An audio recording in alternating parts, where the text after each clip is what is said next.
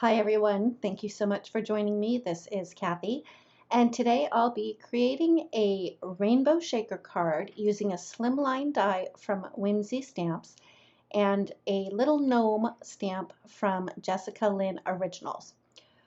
I started out by die cutting the slimline die with 80-pound Neenah solar white cardstock. Then I put 1/8 of an inch score tape all the way around the die cut frame, and I even put it on the little wavy pieces. Once I had all of that tape in place, I did lay down a piece of acetate that I had cut down just slightly smaller than the slimline die frame. Next, I used these sticky foam strips. I think they're called sticky foam strips. They're by Darice. And I love these things. They make shaker cards so much easier.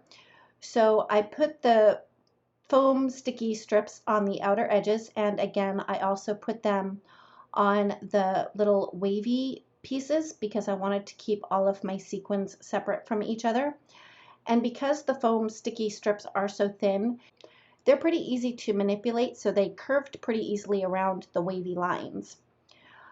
Next, I removed all of the release paper from the sticky foam, and then I just started to fill in my shaker areas with a whole bunch of sequins. I mean, if you have sequins in your stash and you'd like to use some of them up, this is definitely one way to do it. I filled each of the sections pretty full because I wanted them to shake, but I didn't think that they needed to shake a whole lot. Now, a little trick that I learned in watching the Team Tiny All Shook Up video hop was so that you don't have to lift up your piece with all your shaker bits in it and guess where it's going to go. You just lay another piece of acetate over the top of that, and since there was foam tape there, the adhesive was already on there, so the acetate stuck to it really easily. I did want to close up the back, so I put my 1/8 inch score tape all the way around the outer edges of the frame, and I had a piece of white cardstock that was cut, again, slightly smaller than the Wave Slimline die cut, and adhered that to the back. Next, I moved on to stamping and coloring this sweet little gnome by Lynn Original. I used My Favorite Things Extreme Black Hybrid ink and stamped the image onto a piece of Cougar Super Smooth cardstock. And then I just colored him in with my Copic markers. For his face, I started with E11 and added that just where it would be the darkest, like right under the rim of his hat and at the bottom of his nose. And then I did a little bit up at the top of his nose.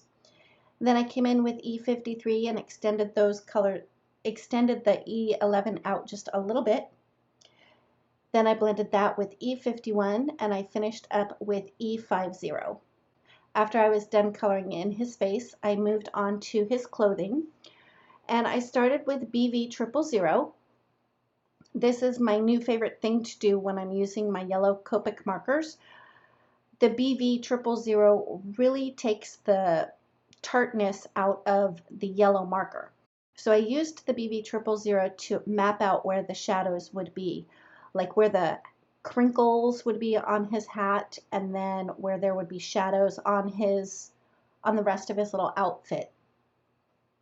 Next, I came in with Y19 and I did go directly over the BV000 and then extended out just a little bit further so there would be a differentiation between the more muted yellow with the underpainting of the BV000 and then the Y19. Once I was done with the Y19, I came in with Y15 and extended those lines out just a little bit more. And I know that I have this sped up quite a bit, but it's pretty much my same coloring technique. I start with my darkest, move out to my lightest. One thing that I have noticed, particularly with the yellow markers, is I ended up going over all of the yellow parts a second time, and that was just to really get those colors to blend quite nicely. After I was done with the Y15, I came in with Y13 and extended that out just a little bit more. And I'm trying to leave a nice white highlight down the center of his hat so that I could have a really good center highlight there. After I was done with the Y13, I came in with Y11 and filled in that highlight space in the center of his hat. And then I moved on to coloring in his beard. And the reason that I moved on to coloring his beard before going back and coloring in his little outfit a second time is I wanted to give the yellow markers a little bit of time to settle in and dry really well. I have found, particularly with the Cougar Super Smooth cardstock, that if you let the ink dry a little bit and then go back, I have had better results with that. My colors tend to be less muddy or splotchy, because sometimes that'll happen. So that is why I moved on to his beard, which was really very easy to color. I started with C5 and I added that in where the beard would be the darkest. So closest to his face, underneath his nose, and then towards the back, and then at the very, very bottom. I am doing flick lines, but they are very random flick lines. I did flick from the bottom up, like the bottom of his beard up, and then from the top of his beard down. And I didn't make the flick lines perfectly straight. I tried to do some curvy motions just to add a little bit more texture to his beard. After I was done with the C5, I brought in C3 and just did the same thing. I added more flick marks. I tried to be very random and not go over the C5 too much because I didn't want to lose the darkness of that. And then I finished off his beard with C1. After I was done coloring his beard, I went back and I colored his outfit a second time. And I'm just going to speed through that part really fast. After I was done coloring him, it was pretty much time just to finish up the card. I cut a piece of Neenah 80-pound cardstock to 8.5 by 7. I folded it on the 7-inch side, so the finished card is 8.5 by 3.5. I cut a piece of black cardstock that was just slightly smaller than my card base, and I adhered that to the front of my card.